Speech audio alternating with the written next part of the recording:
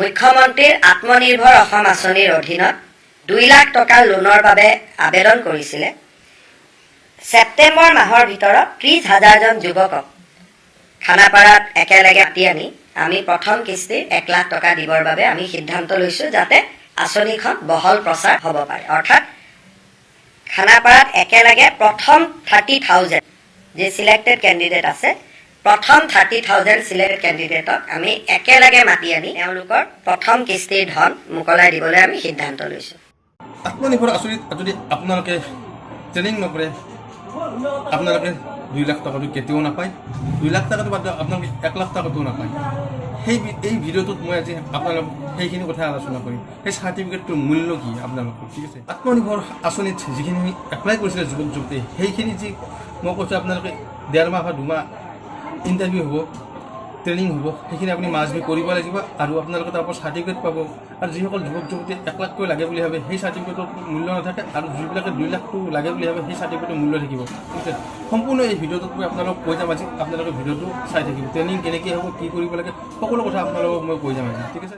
অসম আত্মনিৰ্ভৰ আঁচনিক লৈ কিনে বহুতে ভাল খবৰ এটা আহিছে, ঠিক আছে? যোৱাকালে ভিডিঅ' বনাইছিলোঁ, তাৰে আগৰ দিনাখনে ভিডিঅ' বনাইছিলোঁ, সকলোকে কৈ আছিলোঁ কথাবিলাক। কিন্তু আজি এটা বহুতে ভাল খবৰ বুলিব পাৰোঁ আপোনালোকক, বহুতে ভাল খবৰ। মানে সেইকেইটা ভিডিঅ'তকৈ আজি ভিডিঅ'টো বহুত বেলেগ হ'ব। ভিডিঅ'টো স্কিপ নকৰি আপোনালোকে শেষলৈকে চাব। আৰু যদি মোৰ চেনেল অকণমান নতুনকৈ আছে, চেনেলটো ছাবস্ক্ৰাইব কৰি ৰাখিব।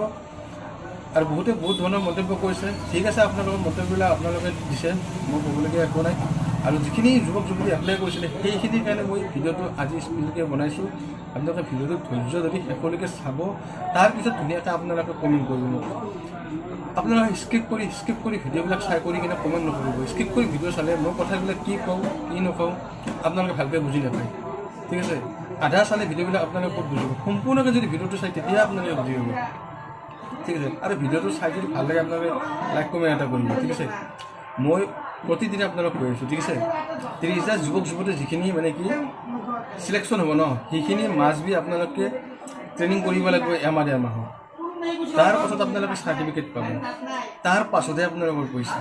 বহুতে বহুত ধৰণৰ মন্তব্য কৰিছে, একো ইণ্টাৰভিউ নহয়। এইটো আপোনালোকে 100% লিখি লওক মোৰ পৰা। আপোনালোকে ইণ্টাৰভিউ মানে ট্ৰেইনিং দিবই লাগিব। ট্ৰেইনিং দিলেহে আপোনালোকে পইচা পাব, আৰু ট্ৰেইনিং আধাতে এৰিলে আপোনালোকে পইচা নাপাব। আৰু যিবিলাক ল'ৰা ছোৱালী ট্ৰেইনিং কৰিব, সেইসকলে এখন চাৰ্টিফিকেট পাব। আৰু সেই চাৰ্টিফিকেটটো ক'ত লাগিব আপোনালোকক কৈ আছোঁ।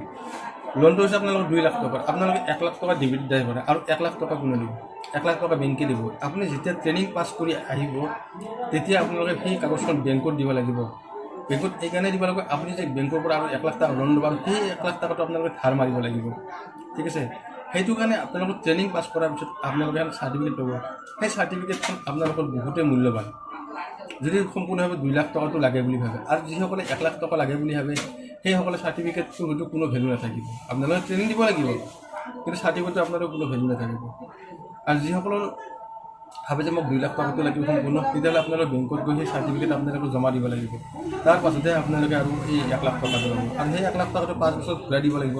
আপোনালোকে সেই কথাটো জানে সকলোৱে, ঠিক আছে? আৰু খানাপাৰাত মিটিংটো হ'ব আপোনালোকে নিশ্চয় গম পাইছে। আৰু ফাৰ্ষ্ট কথাটো হৈছে কি, 30,000 চিলেকশ্যন এইকেইদিনৰ ভিতৰতে আপোনালোক হৈ যাব। আৰু 30 তাৰিখে হয়তো ফাইনেল লিষ্টটো পাব পাৰে, মোৰ ধাৰণা এটা। কিন্তু ফাইনেল লিষ্টটো আপোনালোকে 30 তাৰিখৰ আগতে পাব লাগে, মই যিমানখিনি জানো।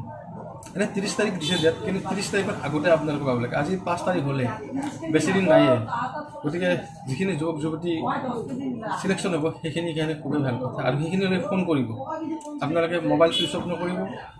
আৰু আপোনালোকে ফোন আহিলে আপোনালোকে পিক আপ কৰিব, আৰু বাৰ বাৰ ফোন কৰি নাথাকে, আৰু বাৰ বাৰ মেছেজ কৰি নাথাকে।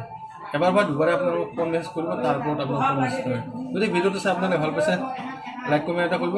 আৰু মোৰ চেনেলটো নতুনকৈ আছে, চেনেলটো ছাবস্ক্ৰাইব কৰি ৰাখিব। আপোনালোকৰ ভিডিঅ'টো ইমানখিনি আছিলে আজি, যিমানখিনি গম পালোঁ সেইখিনিলৈ ভিডিঅ'টো বনালোঁ, ঠিক আছে বাৰু।